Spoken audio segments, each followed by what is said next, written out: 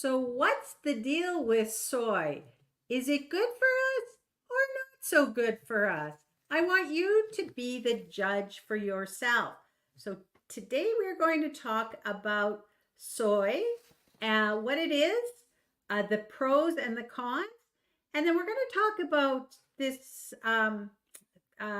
thing about the estrogen levels. And I know men that will not touch soy because they're worried that they're going to grow breasts. So let's dive into it.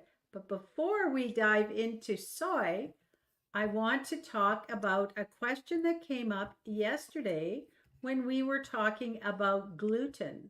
So I one of the questions that came up was, do oats contain gluten? So OJ, this is for you. So oats are naturally gluten free themselves. They do not contain any gluten. And if for those of you who didn't see yesterday's discussion, gluten is a protein found in wheat, rye, and barley.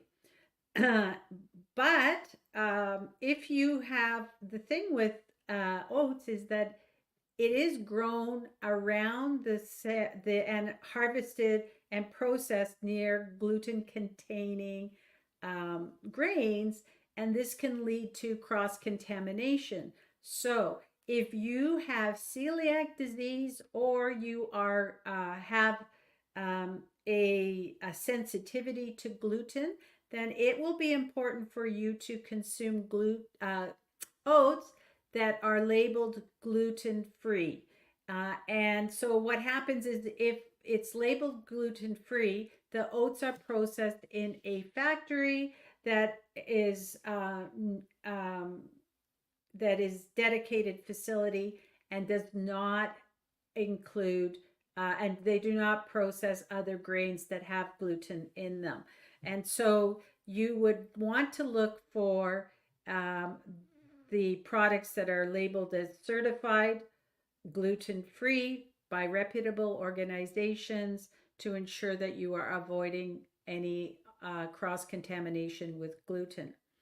Uh, Now, the protein in the oats does contain a protein called avenin, which is very similar to gluten, but it's most well tolerated by most people, including those who have gluten sensitivities and celiac. However, there are a rare number of individuals where the protein avenin will also cause similar, I guess, issues as the and sensitivities. So you would want to be very careful of introducing that and making sure that you're not having any adverse reactions to the oats, because there is a small but rare, rare sensitivity to oats that might come up. And I just want to note that oats are a great source of soluble fiber. They are great for heart health.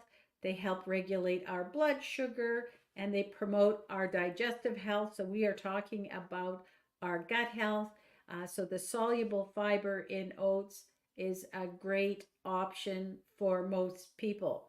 And they're very versatile. You can have oat milk, you can have oatmeal, oat flour, oat bran, and then you can make cookies with your oats. And I have a great recipe for chocolate chip cookies with no gluten and no dairy that is made from 100% nutrient dense foods. So, take a look for those chocolate chip cookies. I think they're really good. Okay.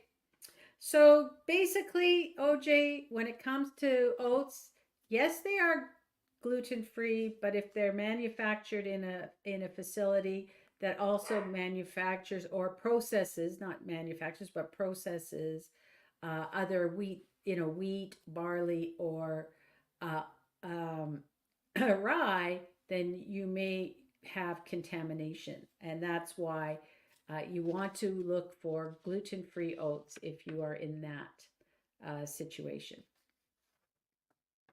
All good? So, what is soy? So, soy is actually a legume and it's used in a variety of foods. Some of the foods that you might know are tofu, there's tempeh, and tempeh is a fermented food. And basically, you don't have to use soy. You can use other things. Like I've made my own tempeh with split peas. Most people, especially if you buy it in the grocery store, will see tempeh is made from soy. And There's also edamame and soy milk. So this is kind of the products that you'll find soy in. Now, it is a complete protein, which means it contains all of the essential amino acids. Now, an essential amino acid means that we do not, so the protein is basically a chain of amino acids, and the if there are not the essential amino acids are ones that we cannot make in our body, so we need to get them from our food source. So the soy is a complete protein. It has all of the essential amino acids, which makes it a really good option for us. And then the thing that comes up with the soy is these phytoestrogens, which are kind of, people think that they hear at phytoestrogen, they hear that estrogen part, and they think that the soy has the estrogen in it. And so there's concerns about the hormonal effect of eating soy products. And I hear that particularly with tofu. And so this is one of the reasons I wanted to do this little uh, Soy 101, is to just kind of dispel the myths about this phytoestrogens. All right. And there's some really great benefits with soy as well. So let's get into the pros and the cons of soy. Oops. That's not it. Yay! Okay, so we're going to just go through them. On the pro side of the soy, it is a complete protein, as I mentioned.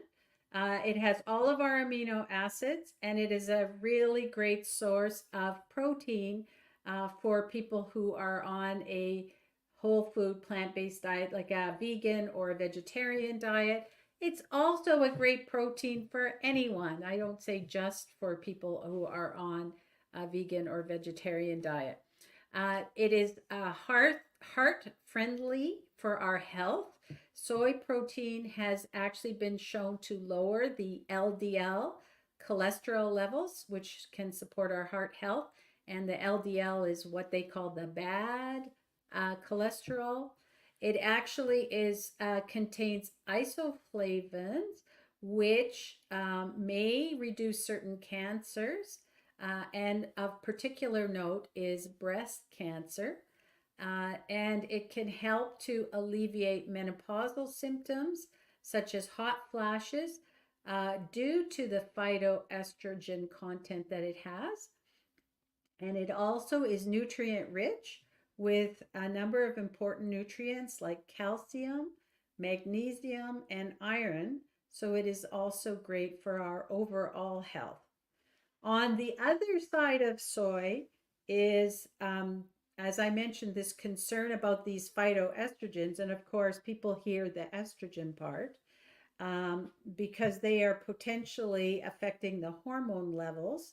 But I'm going to get into this in more depth. The research generally supports that moderate soy consumption is safe.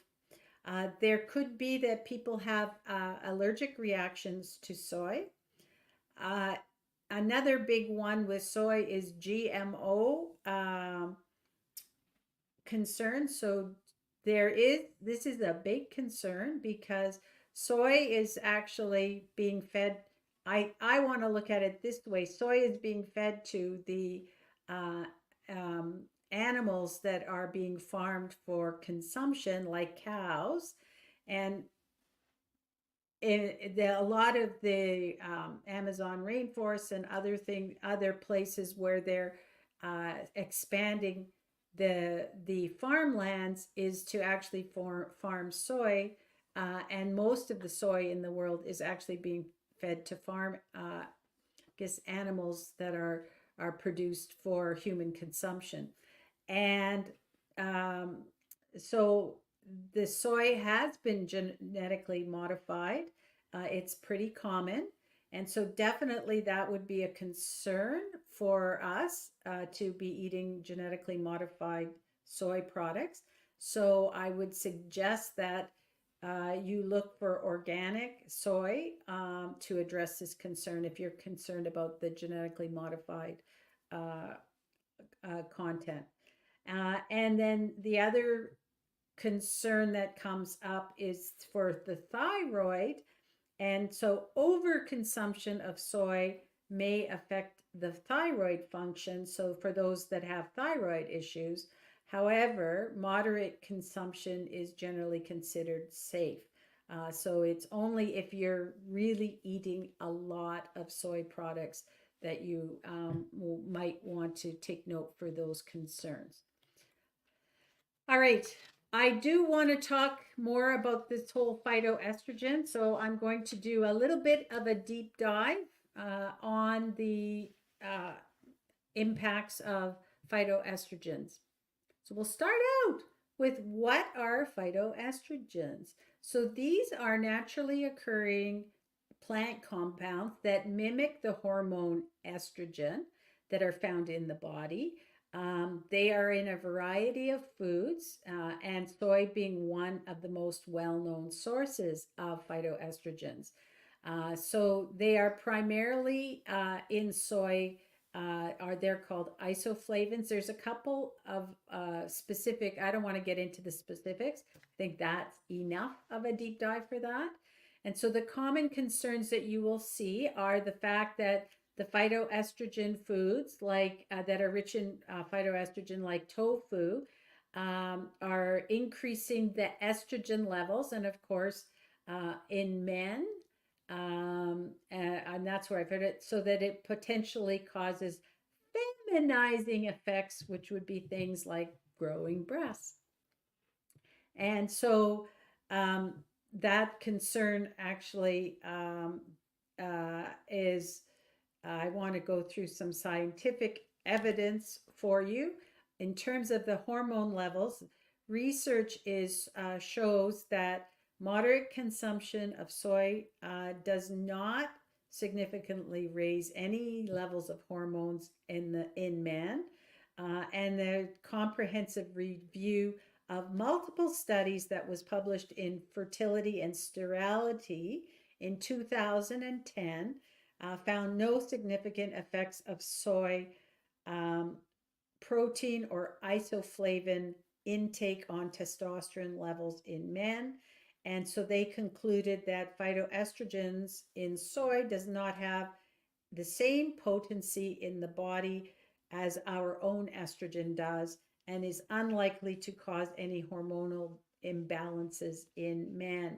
And then there are have been some reported cases that are isolated of men developing breasts after consuming extremely high amounts of soy, and these are not reflective of a typical dietary intake, and they have controlled studies have not shown any connection between moderate soy intake and consumption and growth of breasts in men.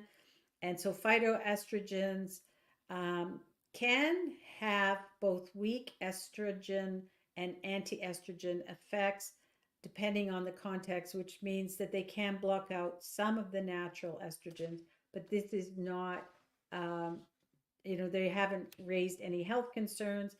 There actually are some health benefits.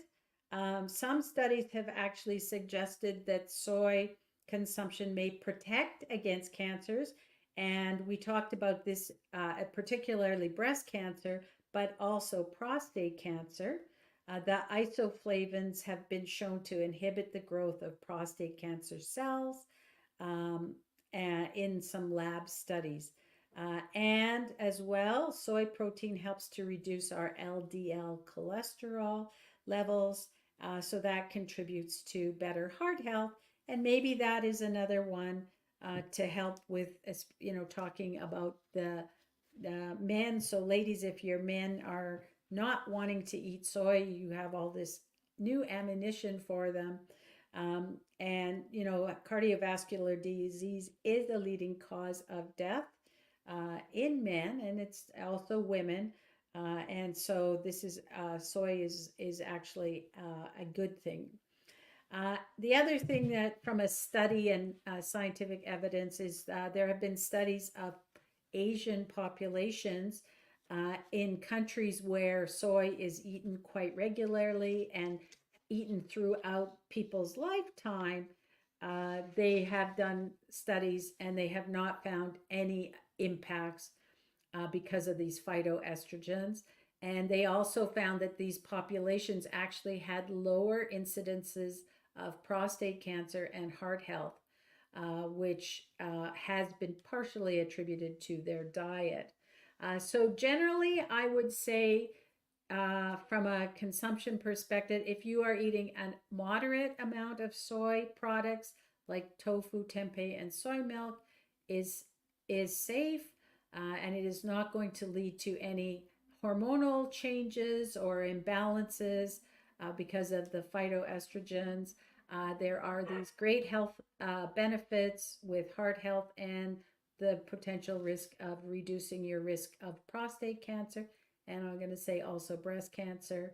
And when we talk on the Deb show about our the foods we're eating, we're always talking about eating a variety. So we definitely are not saying eat a whole bunch of soy. You want to eat a variety. So if you're having some soy in your diet, a tofu steak or tofu cubes or anything like that, or you have some soy milk. That's one thing because we're not talking about overeating or having an imbalance in any of the foods that we're eating. We're eating a variety. All right.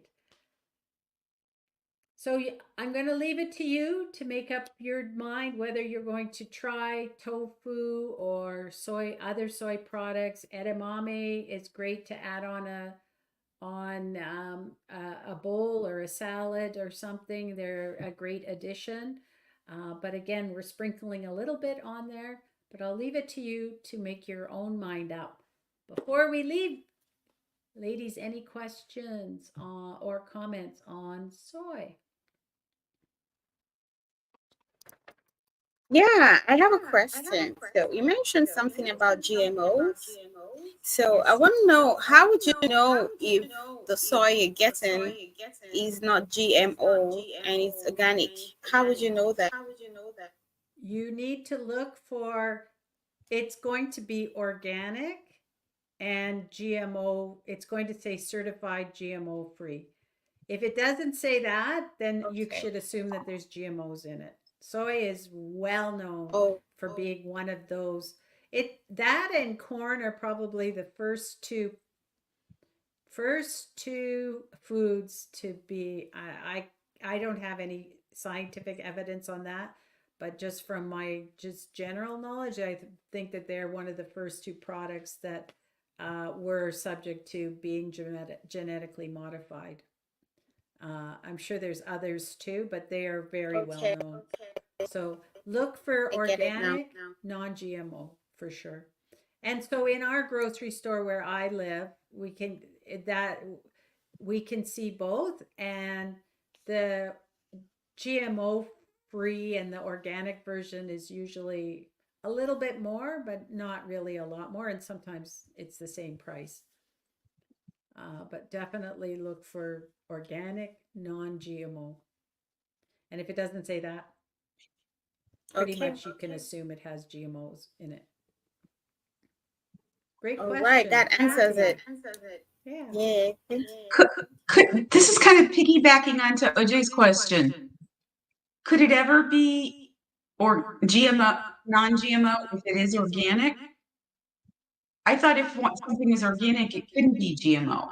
Yeah, I don't I believe you're right on that, but it will if it's organic, they will also say it's non-GMO as well. Okay. They're not going to if they've gone to the process of certifying it's organic, they're not going to leave out the non-GMO on the label for sure. So, but yes, they from what I've been told and read, you want to look for organic tofu and Okay. organic edamame, right? Or organic soy milk. Okay. And then another question. Thank you so much for bringing up the thyroid because there's a lot of people that have those issues. Yeah. So, on a day-to-day basis, how much is too much? That is a good question.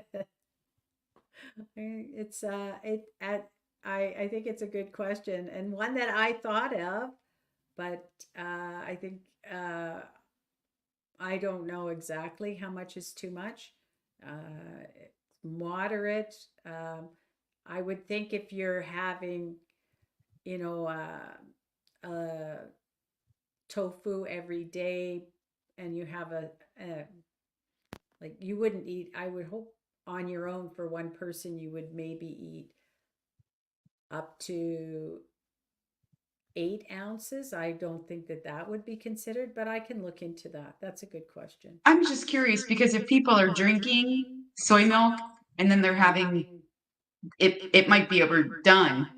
Yeah, let me check I'm into okay that. because I have oat milk. So I'm looking at this. I can have as much soy I tofu as mean, they did when they talked about it. The people that were having like that had some issues, they said that they were people that were eating, consuming extremely high amounts of soy. And I would say that maybe that means that that would be the main thing that they're having in their diet is soy. Okay. So, but I will find out for tomorrow. I will Okay. add that to tomorrow's show. It's a good question, kind of one that kind of came up in the back of my mind, but I didn't go that further step, Kathy, of doing the research on it to get the real answer. I thought, yeah, moderate and then high amounts, but it's a good question. So I will check. Well, sometimes you just know it when you see it, Yeah, and I you don't know, think or you do it. I kind of feel like the answer is going to be one that's kind of slippery too. Okay. But I will look for sure and see if I can find that out for you. Thank you. All right. And tomorrow we're going to talk about lectins, which is another um, food compound that gets a bad rap. And so we're going to find out, does it deserve that bad rap? Should we stay away from lectins or what's the scoop on lectins? So stay tuned for more tomorrow. If you like what you're seeing and you're enjoying, please like and follow us, subscribe to our daily energy bite. So we'll see you tomorrow, 2 p.m. Eastern Time. See you then. Bye for now.